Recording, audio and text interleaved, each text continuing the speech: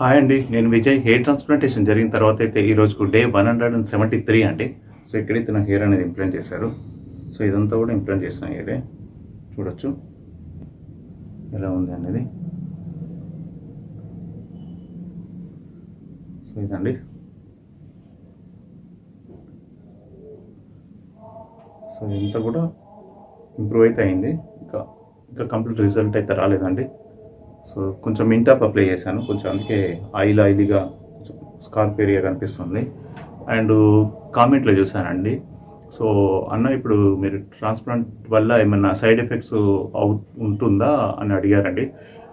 ఎలాంటి side effects ఉండవండి. So ఇప్పుడు మీరు జనరల్గా చాలా పెద్ద పెద్ద సెలబ్రిటీస్ కానీ క్రికెటర్స్ కానీ కూడా హెయిర్ ట్రాన్స్ప్లాంటేషన్ చేయించుకుంటున్న వాళ్ళు ఉన్నారు.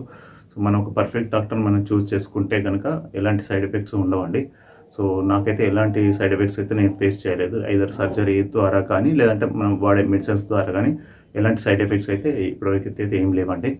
సో ఇప్పటివరకు అయితే ఇంతే అండి. Thank you all and thank you January sir.